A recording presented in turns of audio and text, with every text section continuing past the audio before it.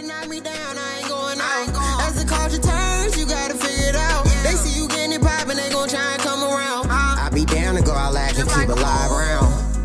In the blink, get you hit, bitch, we gon' get you fired. Call your turn, caught up in the mix. Better watch out for that blitz. Can't deny that I'm lit. You can't deny that I'm lit.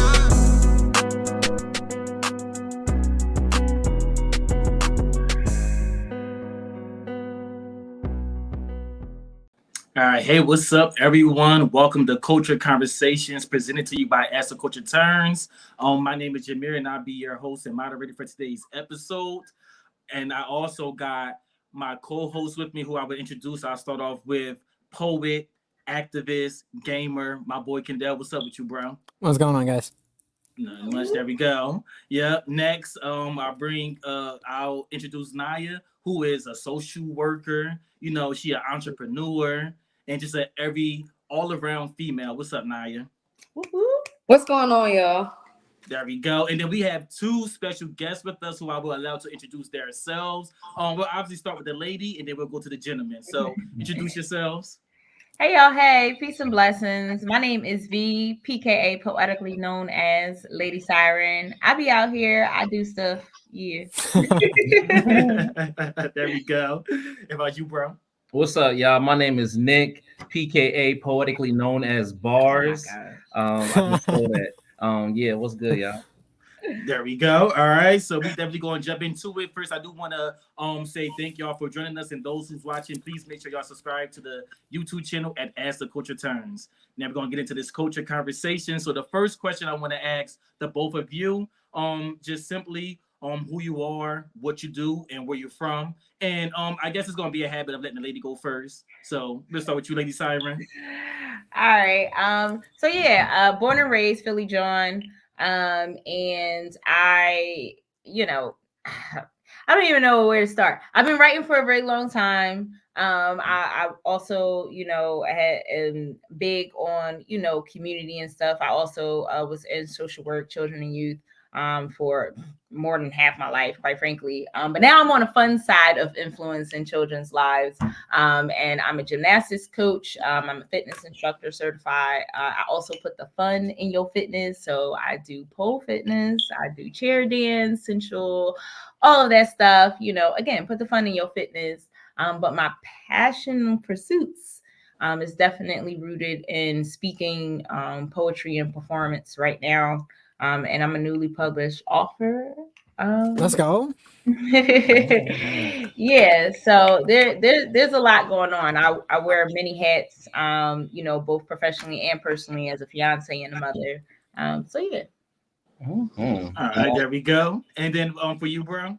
Yeah, of course. My name is Nick. I get money. My name is Nick, and yeah, I be out here. I do poetry. I perform poetry. I've been doing spoken word for a better part of a decade, and been writing poetry for about 20 years.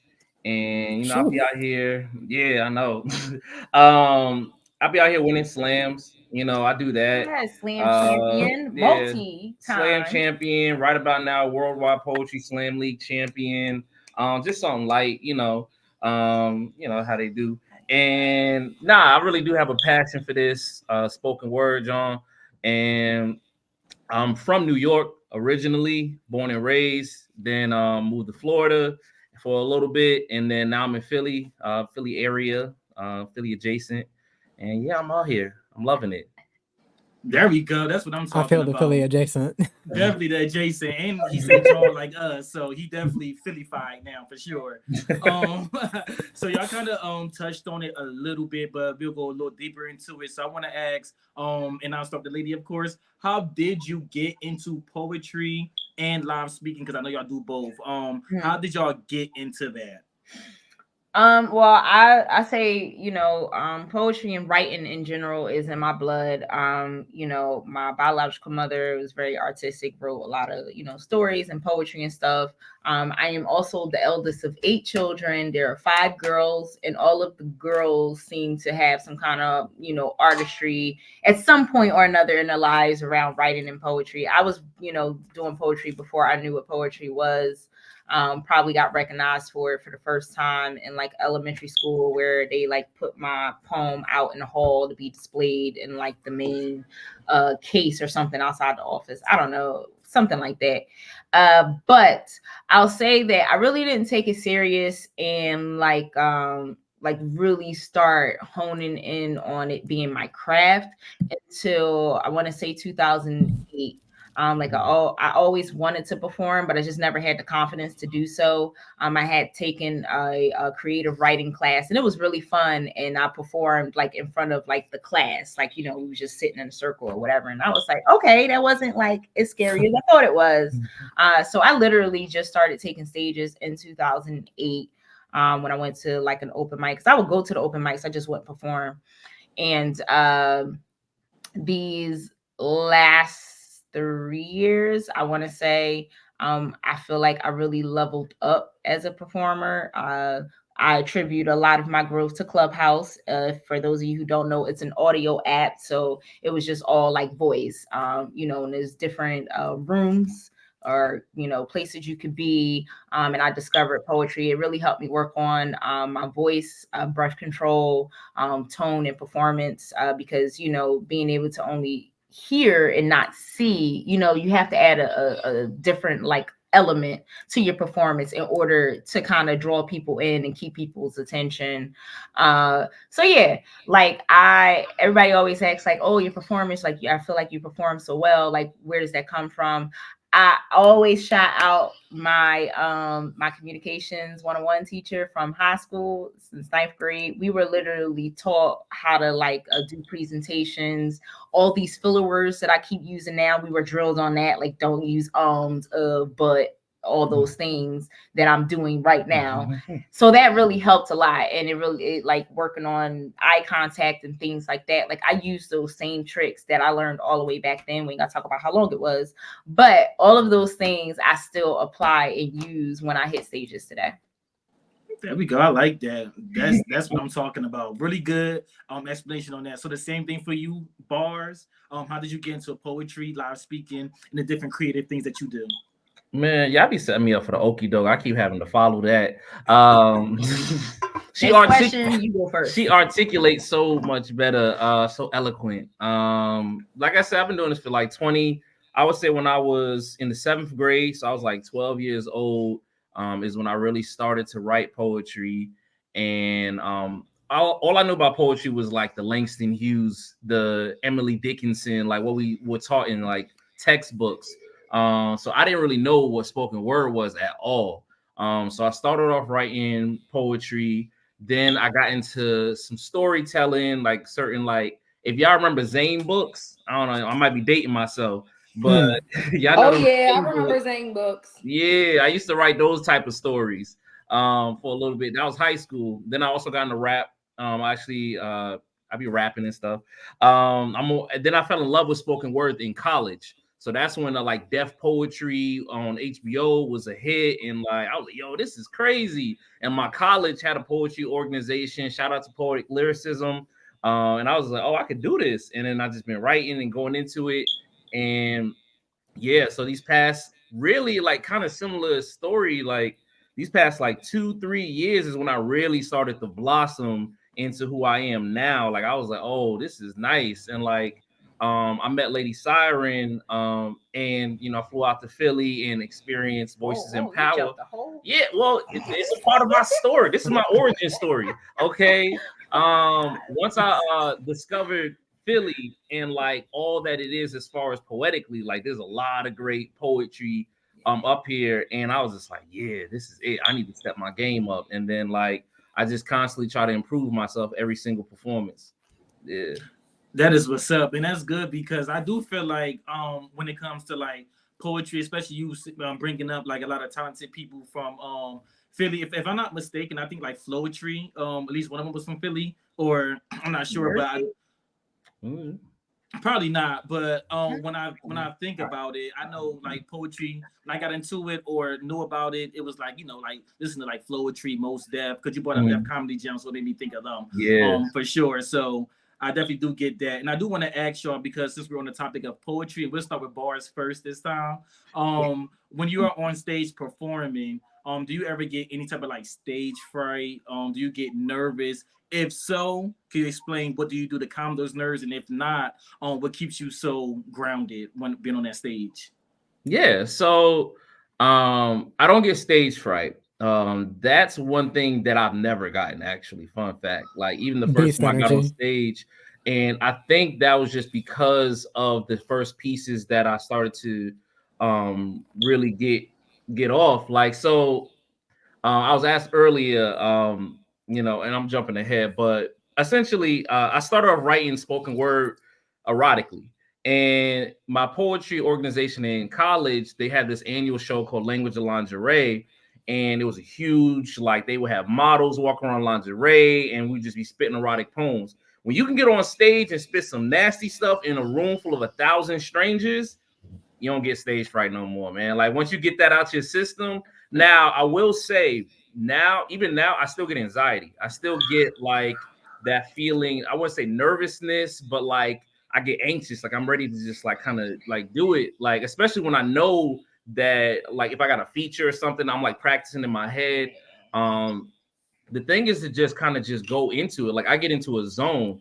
Like I always tell people like this Nick Austin and this bars. Like bars is the persona that I created to kind of take over when the stage, like when the spotlights come on, like that's bars, it's time to shine. So like I kind of like take a step back, like on some get out type stuff. Like I'm like, all right, you in the driver's seat. Like I'm my own get out. Okay. That's not the sunken place. That's the elevated place. That part. I like that. I like that. The elevated place. Yes.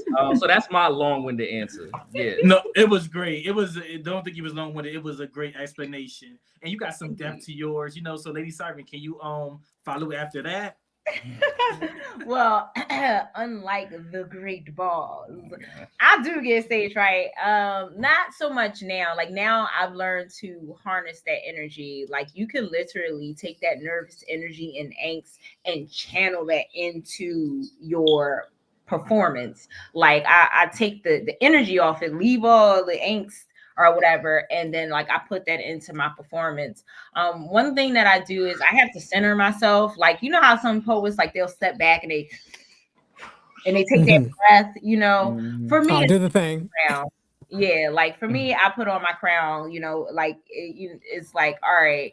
For y'all, it's like it's a part of the show, but for me, no, it is very much intentional. Like I am like crowning my energy. That's me affirming myself, preparing my spirit to indulge in this exchange of energy because I'm not just emitting, I'm also receiving. Like especially when a room is talking back to you, giving you, you know what I mean, like feedback and stuff. Like we take that as performance, like we thrive on that because the higher you are as far as energy, like the more into it and the more we're able to give you artistically. So yeah, like while I still feel like the butterflies fluttering and stuff, it just hits different because I feel like I've learned how to really like channel that and be intentional about the amount of angst that I allow myself to feel. But as long as you love it, I feel like you should feel something. It got to be a little tingle or something. Like like you just up there all dry. Anyway, go. Your energy dry. Like don't have an innuendo on it. Go on. Oh, you gotta expect the innuendo. That was, I think, the very first piece I heard from him was like his letter to you, and I'm like, all right, this guy got something. He got something going on. Definitely. And I do want to ask because again, we talking about y'all being on stage. Have any of y'all ever messed up on stage? Have you ever, oh, that's good. Okay, so if you have, how did you recover? Did you get booed? Like take me there like I was there. You can go first, Lady Syren. Listen, I just messed up when 5 days ago, okay? Like I literally just messed up. And this is a poem like that I know that's near and dear to my heart. And I was spitting it and I was just like, ah. I was like, all right, let me run it back. Da, da, da, da, ah. And I got stuck again. And I was like, no, I didn't. Oh. And like I said it out loud, like I'm talking to myself, but everybody, I'm talking on the mouth. I'm like, no, I didn't. I know I didn't just do that. Give me a second, y'all. And I'm like, I took a breath and then I ran the line back and like kept going through with the poem. Like honestly, now normally when I mess up, because honestly, I mess up quite a bit. The goal is to not stop. Like nobody knows your poem. Like we don't even know each other's poems word for word. You know what I mean? If something sounds different, be like, oh, did you just change that? And it'd be like, nah, I just forgot and I improvised. Like so I think as you get more seasoned, you get more confident in being able to move past those mess ups and like kind of disguise those and thinking on your feet. Like with anything, you shouldn't like your mess up now shouldn't be the same as you messing up 5 years ago. You know what I mean? It shouldn't hit you as hard. So I do feel like, you know, that's a testament to you putting in the work, you know, getting an effort to what it is you're doing. So yeah, that's my answer. All right. How about for you, Bars? Yeah, you know, even Michael had his off nights, you know, MJ. And I'm not that cocky. Like I've definitely messed up plenty of times. Like, and just like she said, the key thing is to just push through. Like, if you can work it into the piece, like the stumble, like you can really get theatrical, like especially if you like doing like a sad piece or something like that. Like at that point, you might need to fake a tear. You might need to just be like, sorry, y'all, hold on, y'all, hold on. I just get real emotional. I get real, you know, and then you just while you remembering the piece, I'll tell you about a time where I bombed. Like I did, I was booked for an erotic show, and it was in Jacksonville, Florida, and I was waiting to go on, and I made the mistake of drinking before my performance. Like this is why I don't like to drink before performance. Like, and it wasn't even nothing crazy. I think I had like one drink, like one or two. It might have been two drinks. And either way, when I got on the mic, and this is a poem that I've done countless times. This is the poem you're talking about. The first poem that you heard from me. The viral piece. Like I know that piece like the back of my hand. I got up on there and was stumbling the first line, like out the gate. Could not. I was like, yeah, and like the host is in the back, like, you got it, honey, slow down. Like it was real encouraging. Like I ain't never seen nobody get booed. First and foremost, like most crowds is like on your side, like supportive. Yeah, they're very supportive, especially up here. But like all the places I've been, you know, they just there for a good time. They like, yo, take your time, poet. You know, you got it. Like it's very encouraging when you're on the stage. So I didn't get booed, but like, yeah, it was a struggle to get through that thing. Like, but I did it. I soldiered on, and you just gotta move on to the next performance. You can't dwell on it. Exactly, like they say, what doesn't kill you make you stronger. You know, so you found a way to overcome it and not allow it to discourage you from, you know, continue doing live shows and different things like that. That's definitely great for sure. So again, we're on the topic of poetry, and then I'll let the Cadell and I jump in. Sorry, I'm just very interested. No, you're good. Go ahead, bro. All right, there we go. So when do you feel inspired the most to create? You know, like some people may do it, you know, at night, you know, shower, different things like that. Like when do you get the most inspiration? And does doing poetry help you to release some frustration or some you know, emotion, different things like that? I'll start with Lady Syren first. Okay. So the first part of your question was, when do you feel the most inspired to create? When do I feel the most inspired? When I don't have time to write. Like I literally, like in the that's car, a hit in the chest. Listen, yo, it roundhouse kicks me in the face every day. Yep. Like facts. So in the car, when I'm driving, I don't know, it's something about like just even if I'm listening to music or a podcast or something, it's something about that like it's almost like having a white noise machine, but it's the car, like your car going down the road or whatever. Like that's soothing to me. So if I ain't in the driver's sleep, I'll go to sleep. Like I can have my best sleeps in the car. So I feel like when I'm driving, I get the most inspired. So I'm always, saying voice notes to myself or like typing a line at a red light or something like that. And when I'm about to go to bed, like when I am tired and I'm like, all right, I'm going to bed early today. I'm in a bed at 9 o'clock. That's early for me. I'm not going to go to sleep at 9 o'clock, but I'm going to be in bed. TV is going to be off by 10. All right, 10:30. But when I'm like, all right, I'm setting my alarms. I'm putting on the bonnet. The bonnet is on. The mission is understood. And then my brain be like, word, watch this. Oh, okay. Like, why are you talking to me? Like, I feel like if I could look my brain in the face, I would be like, can you shut up? Like, why are you talking right now? Like, you ain't saying shit to me for the last hour, and all of a sudden, and that irks me because I'm like, my brain literally comes to life at like, I don't know, 11 o'clock, 12 o'clock. It be ready. And I just be like, I'm tired though.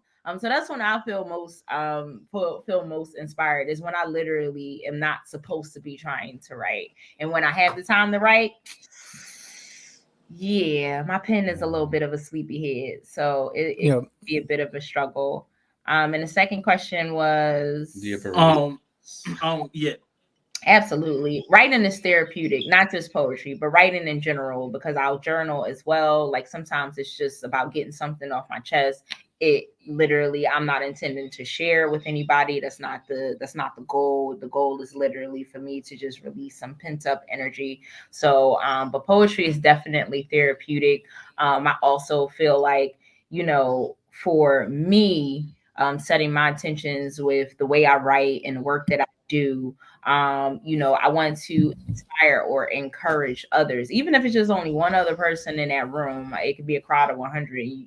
You have one person that come up to you like, oh my gosh, like it's amazing. Like, I felt X, Y, and Z. And you know what I mean? Like that's a very special moment. It's a very humbling moment for me, but it's very special. So yeah. There we go. And then we got the same thing for you, Bars. Do you remember the questions? You need me to read? Yeah, I remember. I got you. I would say, very similar. Car for me as well. Literally drove to work this morning and wrote a whole stanza on my drive to work. Like it just comes like for some reason, like just I think it's just like when you don't have other things going on, like that's when my mind gets most clear, and I'm just like, ooh, like think of that, think of that, think of that, and I just start thinking of all these bars and stuff. And then the shower, definitely the shower for me. It's the water. Like I don't know what it is. It's about the water. Like I used to always have my like I feel like it honestly is like a portal, like to like just like a real creative world, like a creative realm or something. I used to always keep my phone by the shower for that reason. Like I would just like oh, I gotta write this down real quick. Gotta dry your hands as quick as you can. Just yeah, I'm just like I'm all wet, guy. I was like, oh man. Yeah, so like the shower, the driving, and then like fresh off the wake up sometimes I dream about bars. Like I dream a line and then like I spit it in the dream and then immediately I wake up, I gotta write it down before I forget it, because I will forget my dreams in like 5 minutes. Like I gotta have this amazing journey and then like 10 minutes later I'm like, man, I don't know what I dreamed about last night. 10 minutes, you lucky. 10 seconds flat. It's quick. That's quick. I might have it. And then yeah, definitely it's a stress reliever. I think a lot, and sometimes I feel a way about things. Like just a week ago, I had to let the chopper sing. Wrote a whole diss piece, and it happened. And it was a great relief. I got a lot off my chest. We ain't gotta talk about it, but the what needed to be done got done, and yeah, it was good. It's a great relief. It's therapeutic as heck. Really when you're going through some stuff, like sometimes you just gotta write it out. Even if, like you said, even if you never mean to share it with anyone, just write it for yourself. Yeah.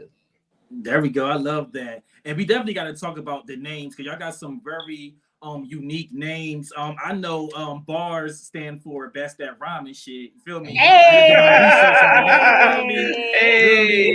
I love that. And then of course I want to know what Lady Syren mean, but Bars, let's start with you because again yours is best at rhyming shit. So let people know what you mean by that. You feel me?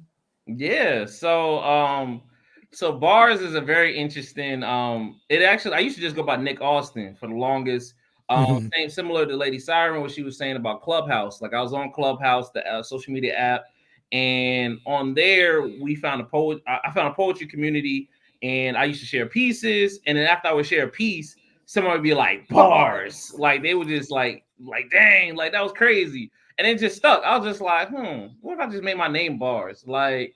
And I don't really do it that much in person, but typically I'll like go through, spit a whole crazy piece, and I'll just end it with bars. Like on some just like that's the period ending of it. But yeah, it's based.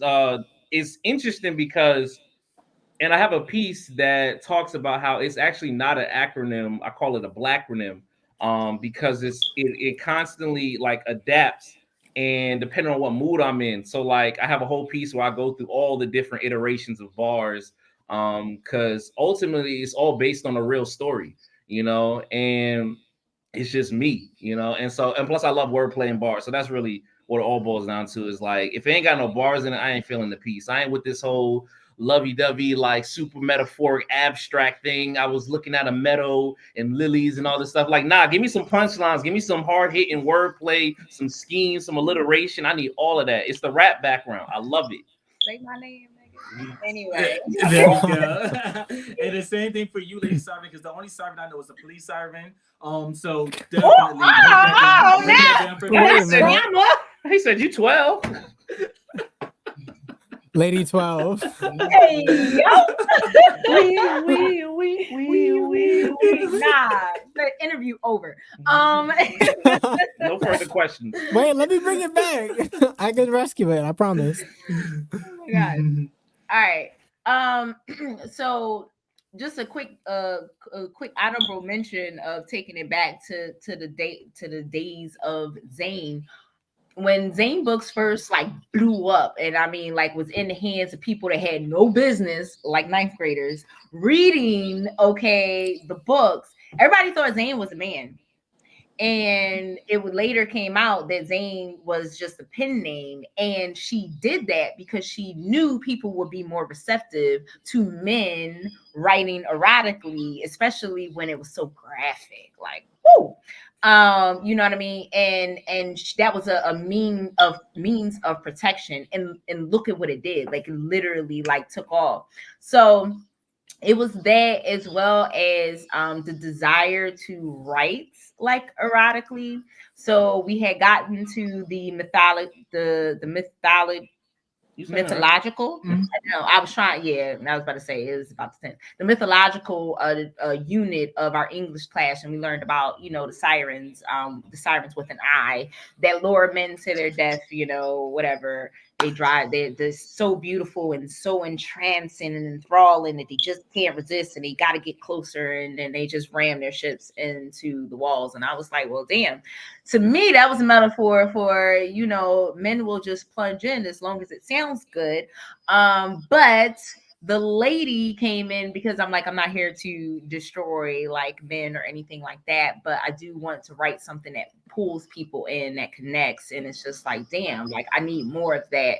And also wanting to write erotically, and I had no experience with that stuff, just writing about all kinds of situations that I had never been in, or at least not romantically and consensually. I hadn't experienced those things. So it was like, all right, if I write this stuff, I don't want to have to sign like my name to it. And Lady Syren was born in the 9th grade, and I've been Lady Syren ever since. Perfect blend of feminine and fire.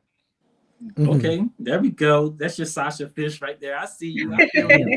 Definitely. And then we definitely got to break down some of these bars. So I'm gonna pull up lyrics from each of some of your poems, and then I'll recite it the best way I can, and then I want y'all to explain what it is, what inspired that, etc. Okay. So let's start with this one. This one right here say, see, the fallacy of your frame of thinking is forgetting that my family can't feast on favors. I ain't hustling this hard because I'm in love with the labor, but the principles is deeper than the paper. Lady Syren, break that down for us. All right, so yeah, like I feel like people get it twisted, like trying to like placate you with, oh, you know what I mean? Oh yeah, like I might get to, you know what I mean? Like, or thinking that they're doing you a favor, but it's like begrudgingly, you know what I mean? And it's just like, yeah, like my family can't eat no favor. Like, oh, I owe you one. No, you nigga, you owe me now. Run me my money. Okay. Okay. So that's where that line came from. Like my family can't feast on favors. And as far as like I ain't hustling this hard because I'm in love with the labor. Like nobody wants to work this hard. Like, you know what I mean? I just want to wake up and be like, here you are, $1 million just because.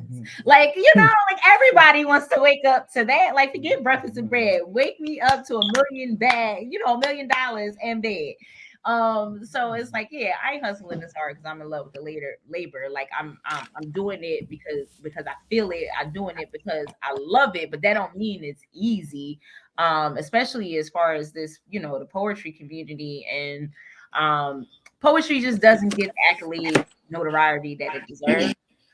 It's a different kind of hustle. I feel like when you're in here, people want to be like, oh yeah, I give you $40 to perform for 30 minutes. Who? Not I, said the cat. So yeah, so that's pretty much what that little snippet was about.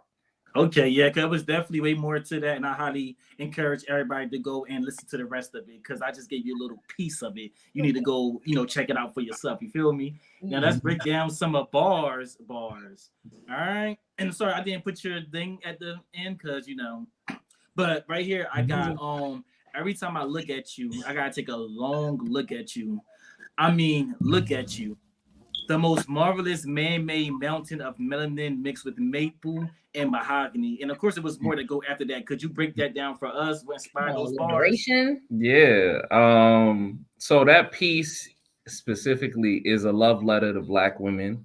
And that whole beginning section is just pouring affection and admiration. And like I talk about like looking, and so it is more about the physical, like the visuals and stuff, the maple and mahogany, just talking about just sweet melanin, just being sweet, looking good.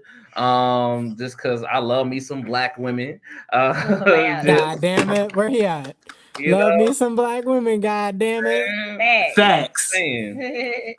That's what it boiled down to, like every time I look at you, I gotta take a good long look at you. I mean, look at you. Like that's what that like look at you. Like, have you seen what that's what that whole piece is like, yo, in case you forgot, this is me reminding you what you look like. You are amazing. Like, yeah, that's what that piece boils down to.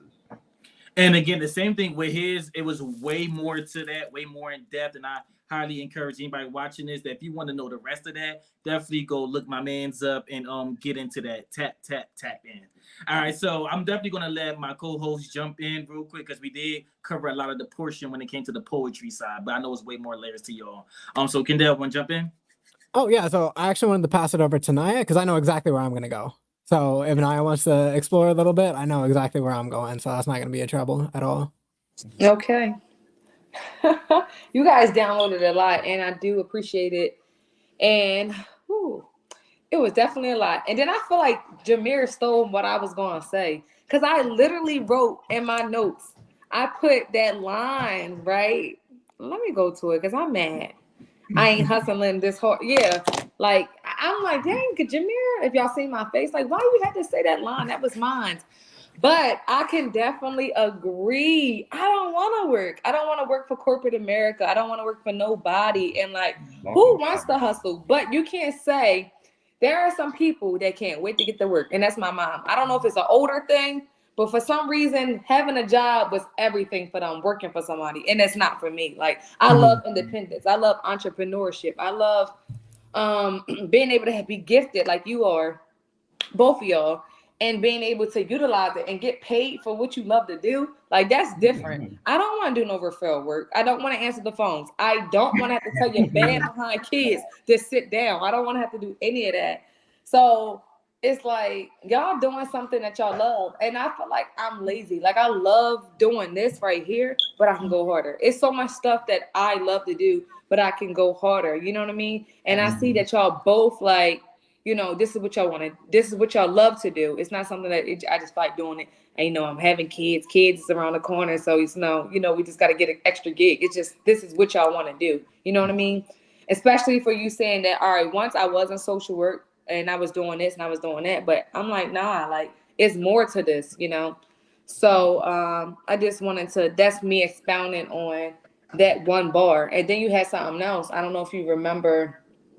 I know you remember, but you probably have so many. It's like, all right, which one? Yeah, You I'm talked memory. about violating a woman's trust, like a man violating a woman's trust. Oh yeah, that's pixelated vision. Yeah, talk about it a little Oh, bit. right off the bat, she had that ready. Oh yeah. So pixelated visions. I'm be very cautious of how I address this particular piece, just because I do have a 10-year-old that's up the steps, which they're probably not paying attention to me, but nonetheless.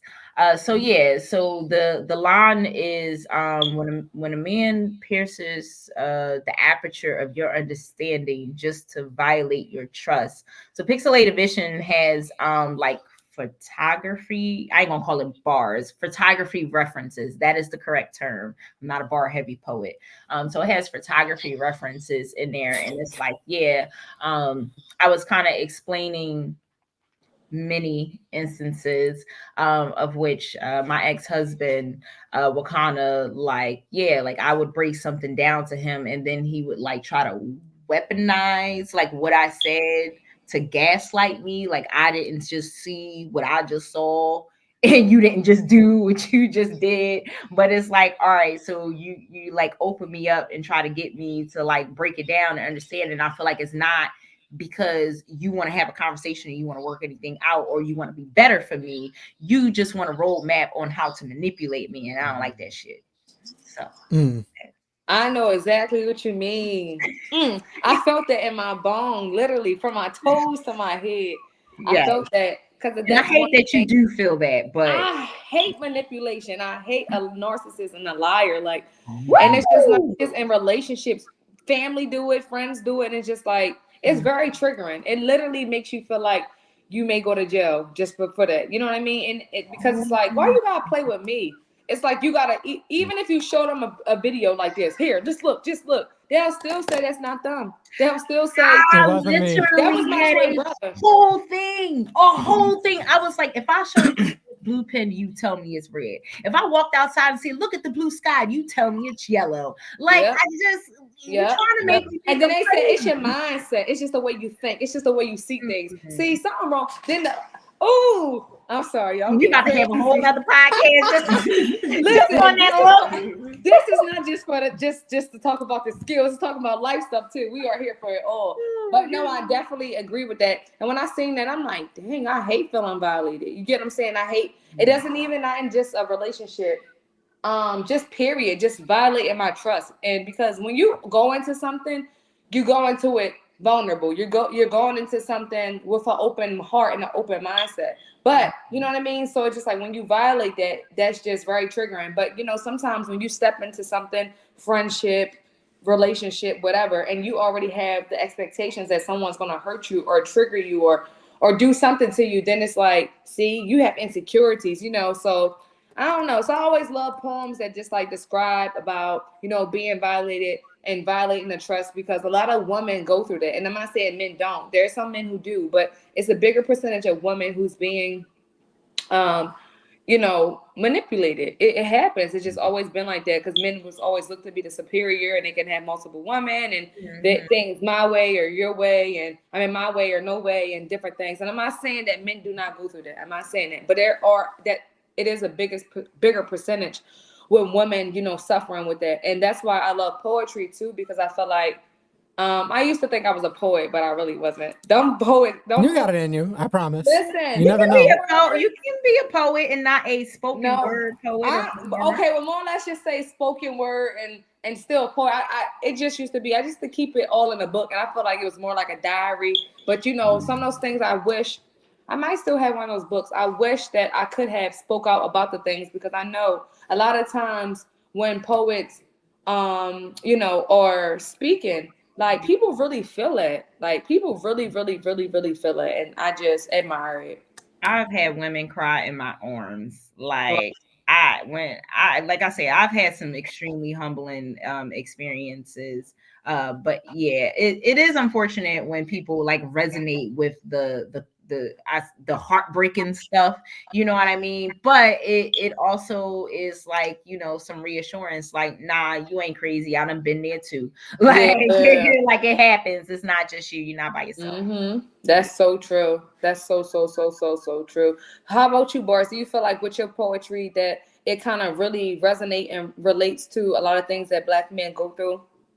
Yeah, definitely. I have a range of poetry topics and themes. Like I got a lot of like talk my ish pieces, but then I got pieces that get vulnerable and talk about my personal journey with God, getting baptized, going through addiction, going through heartbreak, going through love. Like Black people in general, like we're not a monolith, but like we definitely all experience so many things, like they think that we're all just this type, but like there's layers, like they said, like like onions, like this Oh my layers, God. I just, I love Shrek. Okay, that's a great movie. okay. Oh no. Give credit where credit is due. Yeah, but yeah, no, definitely have I've done pieces. I have this piece about being where I was in a situationship dealing with a toxic partner, and every time I spit it, it always shocks Abusive people. partner. Yeah, well, that's a different one. Oh. But I mean, shoot, mental and emotional abuse is abuse. Yeah. Yeah. Um, but every time I spit it, I always get the reactions, especially from women that are just so shocked because they're like, usually you don't hear this from a man's point of view. Like, this is the type of piece that you would hear from a woman and whatnot. And I've had people come up to me after I've done the piece and done other pieces where they said that they could relate. And my reaction immediately was just like, I'm so sorry that you can. Like, that's real tough, like that's what I love about poetry is that a lot of the things that they say that we shouldn't talk about, like that Black men, we supposed to have, as men in general, but especially Black men, we supposed to be tough. We supposed to have up this shield. You don't have us being emotional and vulnerable out here. But when you get on the stage, like none of that matters. Just get up there and speak your heart, speak your piece. And that's what I feel like we're allowed to cry. We're allowed to show that softer side and it not be judged. That's what I love about poetry. Mm. I like that too. Hmm. I love men to be able to feel that there's a space created for them to be vulnerable. And I hate when men feel like they have to shut down their feelings, but well, unfortunately, what society has done and what other men does to other men makes them, it makes them feel like, I can't speak out. I can't talk about my feelings. So let me just put it to a book. And I think that's why a lot of people think they're rappers and they should be. Not being for real. It's like I'm gonna get See a this. lot of people in the I'm back. going to get this. And it's like repetitive stuff. It's like, all right, heard that before. I need to hear something new. Or it's just like, this is not given. And I think like with poetry, you can do whatever with it. The flow can be, up and down. You can switch it up. You can change it. Not saying that music is not, but you always look at artists that are into music, like, this is their flow. Like, Drake music sound like this. Little baby music sound like this. With poetry, it's like, it can go any way. So yeah, I definitely appreciate that. And that's pretty much it. And thank you guys both for sharing vulnerable things. Thank My you. turn. Thank you. All right, so we talked a lot about like the what, we talked a little bit about the who, but as like I've been at this stuff for years too, but I still feel like a novice poet. So from the perspective of a novice poet, I want to know the how.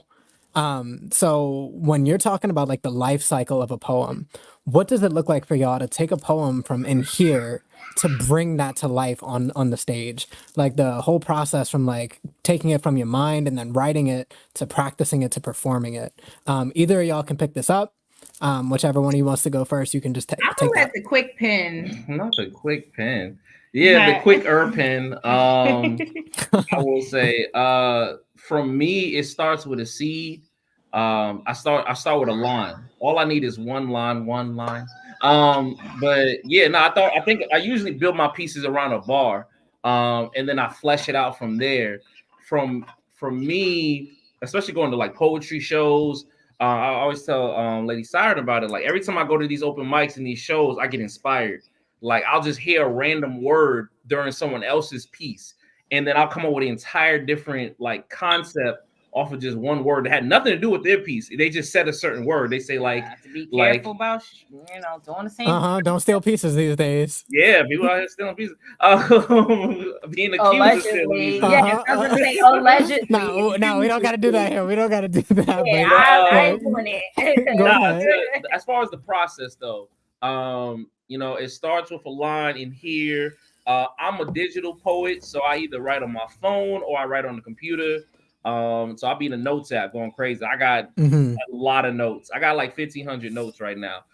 Majority of those are unfinished pieces though, so I don't have like 1,500 poems. I got 1,500 started poems. Not all of them are finished, but I just kind of just write. I start to build around it. I'm just okay. Where do I want to go? That's the key thing. Is once I start with I kind of start in the middle of the piece.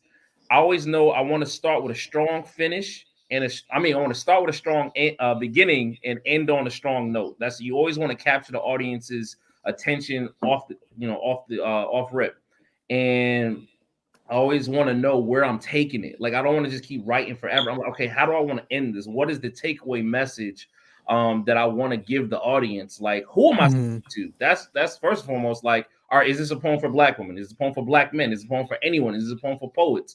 I got a poem that's specifically about slam pieces, and I wrote that in the midst of constantly slamming on Clubhouse. Like they had poetry slams, and I was like, I'm gonna write a piece about like being judged and whatnot.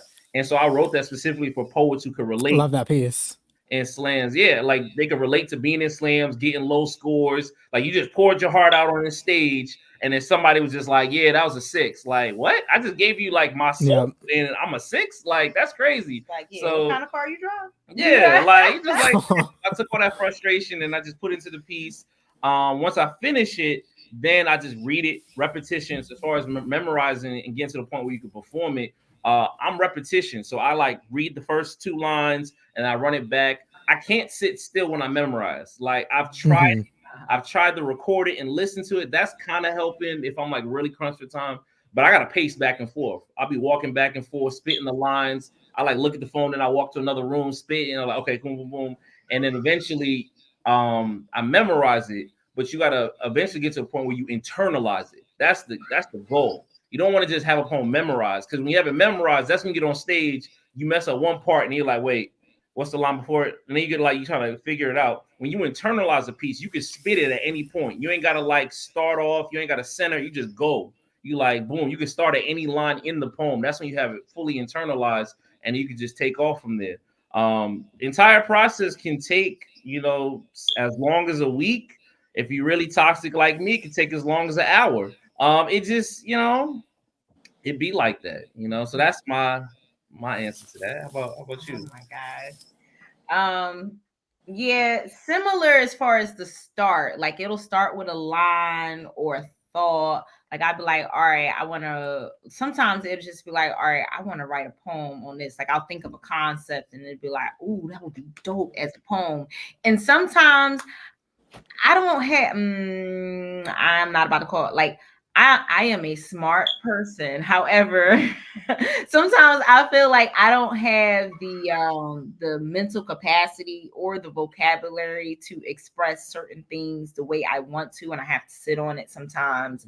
Or if it's a political issue or something like that, I may need to do some research before I just go like spitting off of energy. You know what I mean? Like I feel like a lot of my pieces do have like these little educational tidbits in it, especially because women's empowerment is so heavily ingrained in what I do. So it'll start with a line. Like I have a folder that's just like quotes and sirenisms that may just only be that one line. And then I have like lines where I'm like, all right, at some point it's going to make it into some piece somewhere at some point. Mhm. And it's just like, is I got like over 300 like text messages just to myself. Like I have my own text thread to myself that when something comes up, especially in a car, like boom, just hit it. You know what I mean? Get the voice note so I can get the text to, speech to text down. And then I'll like try to sit with it. Like when I really like, all right, I really want to flesh out this poem, then I actually have to sit down and make space where I think about it. I sit in that energy and then my thoughts about it, and see what comes up. Sometimes I'll read, or I'll just go to YouTube. Like I have like my inspirational list, and a lot of the times like I'm watching poetry that's not on the concept that I'm working on, because I find that sometimes you can like literally like take that pin out of your thoughts, like whatever's blocking, you know what I mean, your thoughts or your chakras. Like I feel like sometimes I can pull that pin and flow a little bit if I'm not trying so hard to flush out the one thing that I'm trying to do. Like I feel like if you give your attention to something else, sometimes it's like, oh, it's not that hard. Like, we actually do right. Like we do this shit for real. Like why you being Mhm. for yourself? So yeah, like it'll start there, and then I slowly will build it out. Sometimes I'll have a beginning and an end, and then I gotta bridge my way into making it make sense. Like I gotta bridge the pieces together so that it makes sense and that it flows.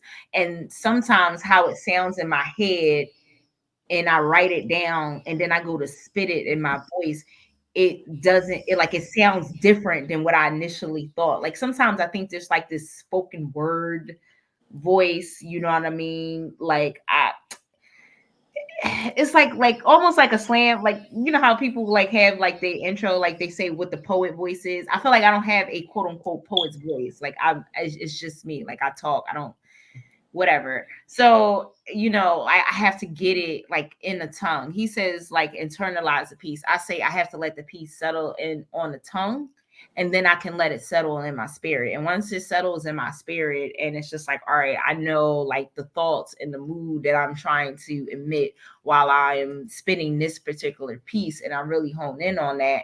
And once I flush out a piece, for me, I don't think like unless the poem I could count on my one hand how many poems have literally just fallen up out of me. You know what I mean? Like that I've written in a matter of minutes, or it might have gotten it done in an hour or something like that.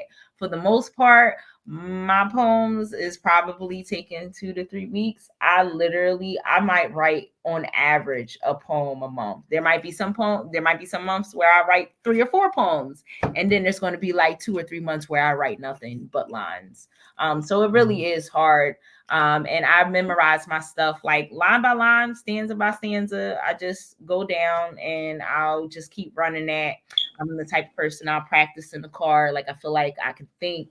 I just don't play any music. And then when I'm really getting ready for like a performance, I'll just randomly start spitting in my head, like when I'm in a grocery store or where it's loud or something like that. Because then if I can internally spit and it's all this chaos going on around me, I'm ready for the stage.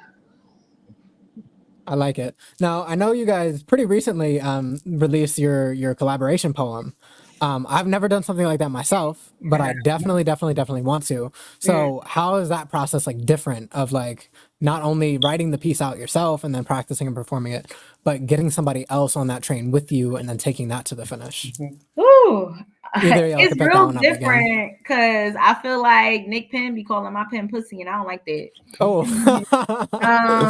So yeah, it'd be like, okay, step your pen game up. Like I feel like there's always this just loving like competition where I don't feel like I can compete with Bars. I mean, he is Bars, you know what I mean? Like, and I am not a bar poet, but it definitely is like it makes you want to level up. Like, all right, I don't want to be spitting next to him, and he like, ew, why her shit so trash? Like, you know what I mean? So it's just kind of like one of those things where I'm like amped up, like, you know what I mean? Like how he goes into a slam is how I go into writing with him. Like, yeah, I'm ready. We gonna do this. It's just my pen, like I said, be a little sleepyhead sometimes. So he'll flush out a whole stanza and be like, bet.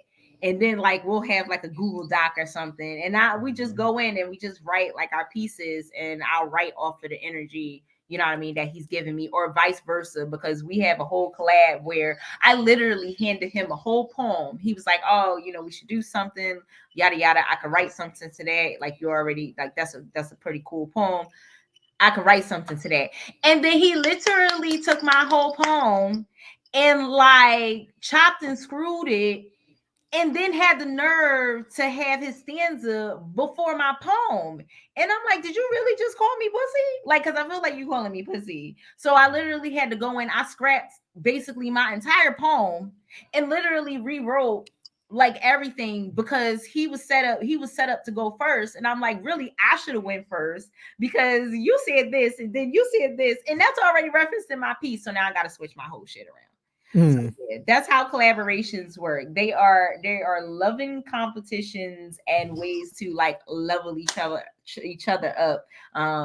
So yeah, it's interesting that she painted the story that way. Painted. Because I be trying to keep up with her pen.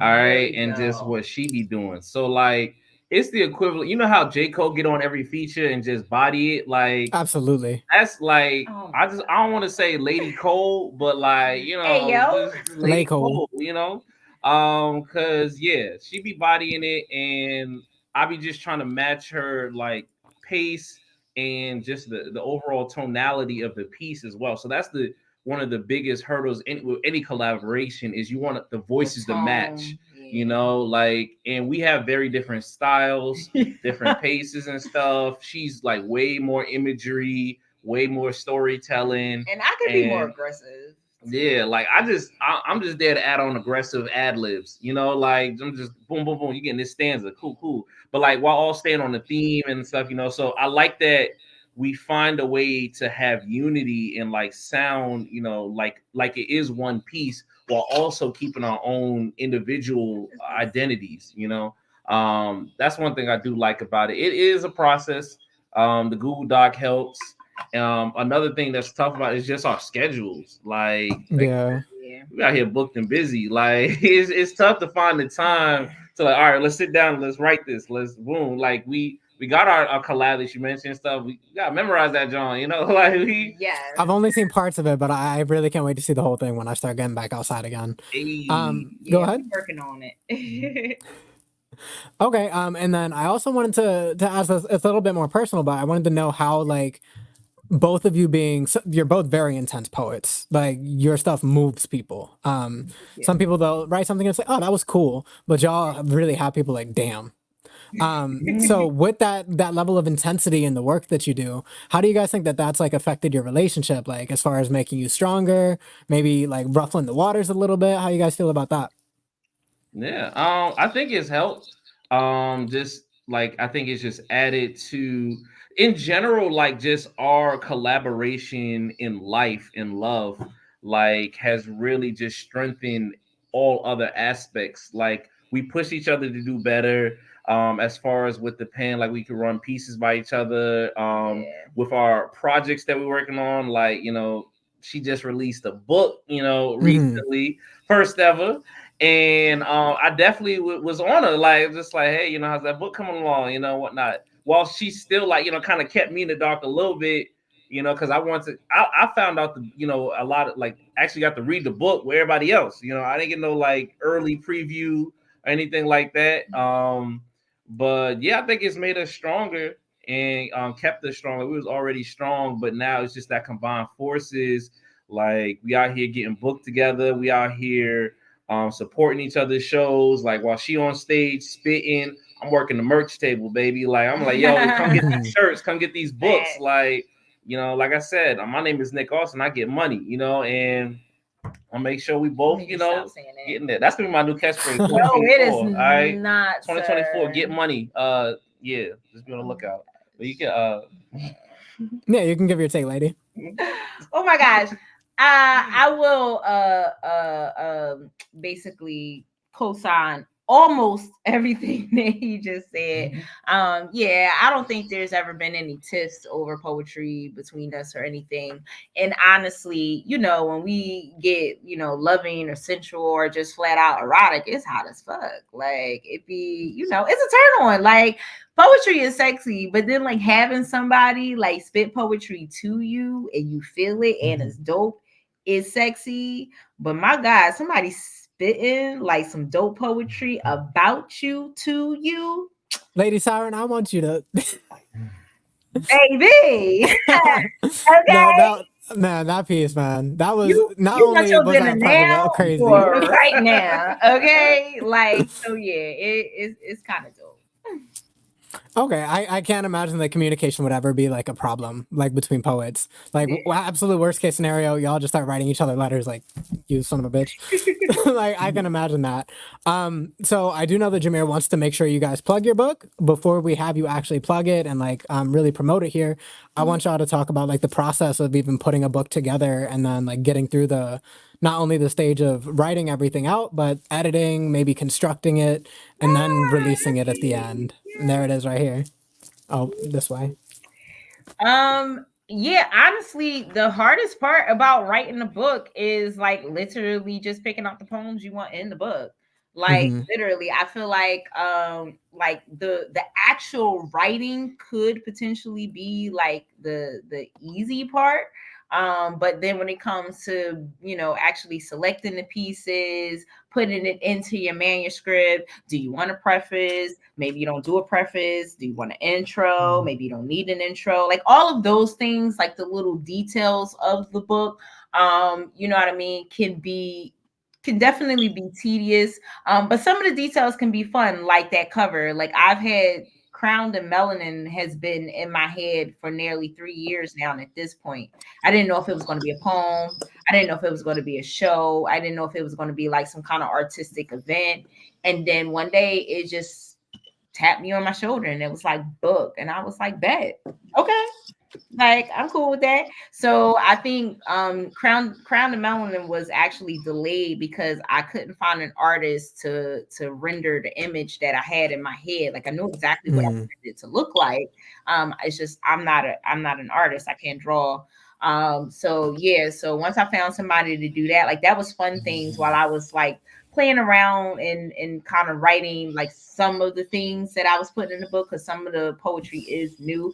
But some of those pieces is a year old, 2 years old. You know what I mean? Like it's not like, oh, I just woke up fresh, wrote everything, you know what I mean? And then said, boom, I'm gonna put together a book of 24 poems or however many it is in there. Because that's not what happened. It was definitely a journey. Over time, I just started collecting what I wanted in the book and I had it all in a folder. So there's a couple pieces that like wound up on the cutting floor. I said, nah, we're gonna save that for the next project, or maybe you'll just never see a project. Ooh. Book two? When? Book two when? You know, one day. Okay. I am already working on my second project, but I'm not ready to talk about that just yet. But yeah, I was about to say, so you know, I think things like where do you want to publish? Do you want to self-publish or are you going to try to get a deal? Because you thought getting a publishing deal was hard before. Well, now it is. Did you self-publish? Did you end up self-publishing? I self-published, Hell yes. I yeah. used I know that's Amazon right. as well as my book. I also uploaded the book and published through Ingram Spark as well because for those of you who don't know, Amazon and like regular brick and mortar bookstores, like they have like a little, you know what I mean, like they button heads because I mean Amazon is this huge, you know, beast that can do a lot of things for the cheap, for the low, and brick and mortar stores are seeing less and less foot traffic. You know, less, you know, seem like less people are buying the books or like at least reading the books, like actually putting effort and time and energy into getting to know you as an artist and getting to know your work. I feel like it takes like people who are actually committed to the art to actually go through your work and read and like give you feedback on it. So I think that's some of the hardest things about the book is some of the elements, where to publish and how to publish, because you can straight up $0 and 0 cents in your account could publish on Amazon today. Yeah. How about you, Bart? Is that roughly like your experience with writing and then publishing? Yeah, so I have one book out, and currently in the process of working on my second book, and it's Let's definitely not, go. yeah, it's definitely night and day just as far as the process between where I was then, where I am now. Just because I wrote that, I want to say it was 2018. That's the year I'm going with. It's been a minute. Like that's how long it's been at least 5 years. And at the time, like I was living alone. I had a ton of free time. Like I was just working. I would just come home and just be in the crib. And I just like I have a ton of erotic pieces. Let me just drop an erotic book. So that was a much easier process because I dropped 30 pieces, already had like 25 finished. And so I just wrote like 5 new pieces just for the book, and then I just put it out there. I got on Amazon, saying just what you explained, and just published it, self-published it, nice and easy. Put it out there. Created the cover. You know, I do some graphic. I do graphic design on the side, and Let's so I go. made my own cover and whatnot. It was beautiful. The second book, life is different. Like, got way less time, free time. Way more responsibilities, way more bookings and blessings, with that. But yeah, just be busy, and just with with this book, it's not gonna be just all one theme. So like that's something that I always get when I perform pieces, and so they're like, "Yo, is that in the book?" And all this stuff. Like I want a book that isn't just all erotic. Like I want to be able to push it to more and more. Because not everybody's trying to hit it all like nasty. Like I've definitely pushed the book, people, and a lot of dudes be like, I ain't trying to buy an I ain't erotic trying to buy book. no. They like, I That's a understand, bro. perfect gift. I don't know Yeah. why any man would make that excuse. That's a That's not gift. like you got a girlfriend, you got a sister, like. Exactly. But so this next one is gonna be multiple themes, a lot more vulnerable. And this one I'm kind of writing it from scratch. Like there's definitely pieces that I know for sure I want to put in it, but I got a lot of new stuff that I want to finish and put in it, like book exclusives as well. And Mhm. yeah, so it's a process, but I know it will be worth it once I do finish it. But I just gotta get there first. Okay, and then the last question that I want to ask y'all before we throw it over to Jameer to start rolling us out toward the ending: when do you guys consider your pieces finished? Like, when is that like, aha, this is it? When is that moment for each of you? Well, to kind of like I feel like there is some truth that some poems just live in a state of draft where it's Mm. like at any given time I could come in and alter a line or tweak a couple things, or like now I have a piece that's approaching the 15-year mark. Whew. Oh, And the veteran piece. yeah, I'm like, at the time that I wrote it, I felt it's still relevant, but the tone at which I spit it is different than my tone now as much as a much more experienced woman, and be connecting with so many other women. I think I spit it with a different tone. I went in and probably changed about 3 out of 5 stanzas. It was just like little tweaks here and there. And I'm like, that's a poem. That was like one of my first, like, quote unquote, stage pieces. I was like, I got my first feature. I was like, I want to sound like a spoken word artist. And this is the piece that I thought made me sound like a spoken word artist.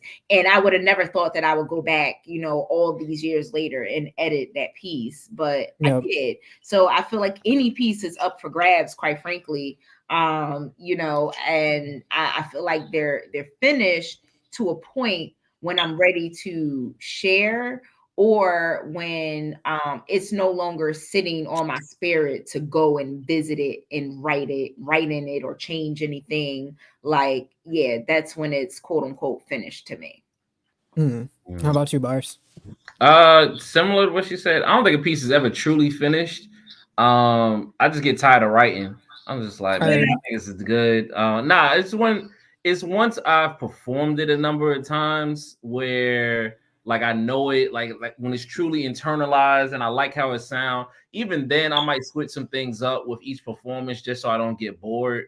So I just, kind of, I never want to be like, all right, I've been spitting this, I wore it out. Like I hate spitting the same piece like back to back to back to back.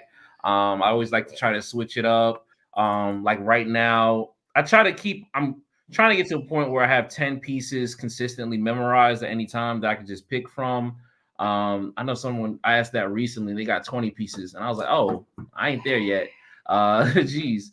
But yeah, I think when you just feel real comfortable with it, like you know the movements down, like you know the energy, you know the breathing, like the pacing, you got every aspect of that performance like crisp.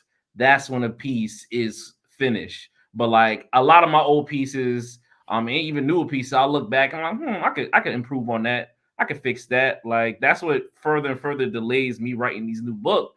Like, cause I don't like hearing my old stuff sometimes. I'm like, I'm so much better now than I was last week, like than I was yesterday. Like, and I just keep trying to add, and eventually I have to stop. I'm just like, all right, no, it's good, just stop, just leave it.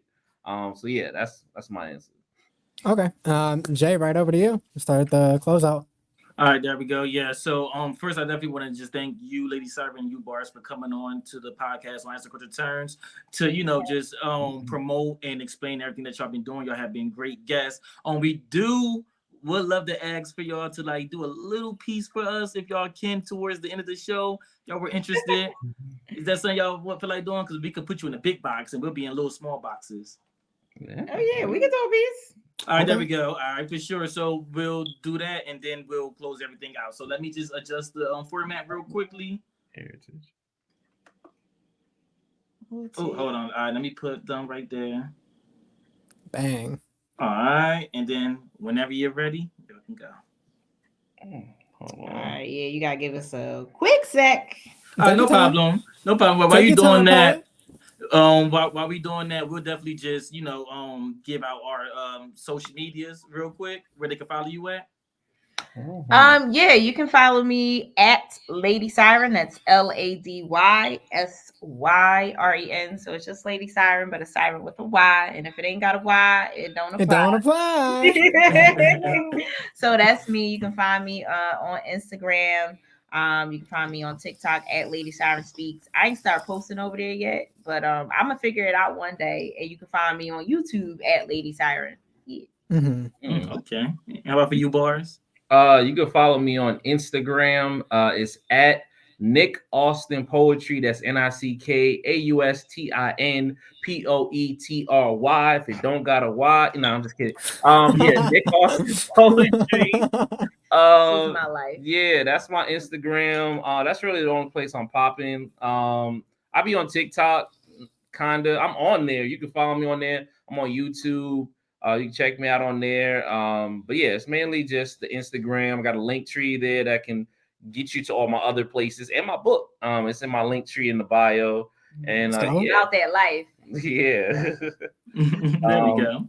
Yeah, we can get into this piece. So this is our most recent collab. It's called My Heritage. I remember my first haircut. I was but a small sapling planted in the oldest chair at the barbershop, surrounded by pillars of wisdom, with weathered walls wrought with the wellspring eyes of Muhammad Ali, Jackie Robinson, Dr. King, and Malcolm X. It was the first time I sat before my forefathers.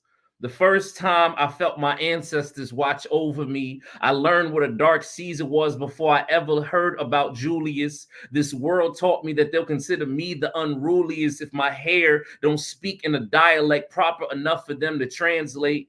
There's an unspoken mandate on what an appropriate image is. Just go ahead and look up professional haircut the next time you're on Google Images. My heritage is interwoven amidst my awakening in a lie, buried beneath a cracked perception of what the world deems acceptable, glossed over and covered by magazine pages of whitewashed standards of beauty. It is said that you can't be what you can't see, but we have no way of ever being what we've always seen. Every flick of the wrist is a turn of the sheet. A scroll down my social media's explore page to find little likeness of me. But when the algorithm at the basis of society also controls your Googleable imagery, isn't that just the dissymmetry amongst the culture and caucasity? It's a convoluted complexity of complexion, and my curls composition cease compromising. My heritage is not a cosplay, not meant to be shrunken and forced into the white definition of conventional. Every time I look at a comb and a brush, I comb through a mausoleum of memories, searching for moments when I didn't have to brush away centuries of racist buildup. If I had a dime for every time a white woman touched my hair without my consent, I'd have exactly 10 cents. And that's a lot more sense than she ever carried. Her genes were too full of ignorance to make room for change. My heritage is rooted in raised black fists and new growth. Not just the coil in my edges, it's in the springing up of my self-worth. Learning to respect the lineage and value its strength. Our history, scalp, and skin is all rich. Newsflash, unlike the laying baby hair trend, black ain't back because melanin was always in. Whether your tresses are frolled, locked, or relaxed, long as it fits the same vibe as wider cash, a nice ass, or the way I like my men. Wait, what that mean? Translation, I like them thick. But no, I am not my hair. Instead, I'm the type to foresee that there's nothing revolutionary about Revlon, since the most forgettable girl is the one who loses her self-esteem beneath a made-up attempt to invalidate her blackness, which again, I say, newsflash is not for sale. You know the thing about them knockoffs, the value ain't always great. No matter how much green you inject into your brand of imitation, black girl magic can't be denied or duplicated. It's inherited. My heritage is a constant uphill battle. It's going against the grain, being the end result of centuries of pain finally paying off. Did you know that many slaves were forced to shave their heads to be seen as sanitary, to cut off their culture and be remade into a more ideal identity? But did you know that many braided their hair into cornrows and twisted the braid patterns to create and conceal maps they used to escape the plantation? What I'm saying is, my heritage is a freedom song, orchestrated on the scalps of my ancestors. Orchestrated in self-loving, beat-thumping hair anthems of today. Solange says so beautifully, don't touch my hair. But I'm gonna give you part two. Don't criticize it either. Kind of like me and my sister, we don't always get along, may tussle and fight a bit, but my heritage is a generational gift, proudly passed down my lineage from one crown to the next. Poem. Oh, Ooh, I was like, what do I do? What do I do? Y'all did that. y'all did that as an understatement. I can't wait to hear that shit live. I cannot wait. Y'all did that. Yeah. Exactly that. Again, thank y'all so much. Definitely appreciate y'all for coming on, for displaying some of y'all talent and just for doing the things that y'all do. Like, thank you so much. We highly do appreciate y'all coming on as the culture turns with us. So thank y'all so much. Thank you for having us. Yes. We appreciate it. Yeah, no problem. Yep. And then just before we get out of here, Naya, can you drop your Instagram, your social media? You guys can follow me at Naya_Rose. That's Naya NYAH_ROZZAYY. All right. How about for you, Kendall?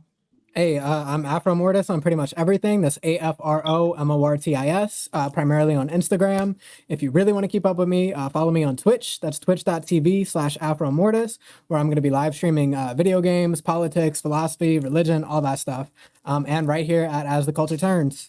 Hey. All right, there we go. You can follow me personally at Jameer, the way you see on the screen with 3 underscores. And please make sure that you subscribe to the YouTube channel at As the Culture Turns. And you also follow us on Instagram at As the Culture Turns. And if you're still on Facebook, you can like us on Facebook at As the Culture Turns. So again, that was the show. Thank y'all so much for coming on. And make sure that y'all tap into what Lady Syren and Bars got going on. Hey. Peace. Better watch out for that blitz. Can't deny that I'm lit. You can't deny that I'm lit. now that I'm lit. Gotta ride with your blick. Fuck watching for the option, be the cops to get you hit. I just right up off the porch, mama said stay up out the mix. Niggas up when I was broke, they left me down on my dick. They let me down. Now I won't be around now. I fuck this bitch, take her to Pound Town. When I was broke, they used to laugh at me. My dad thought it was a tragedy. His man thought it was sad to see. You smoking knobs like a bag of weed.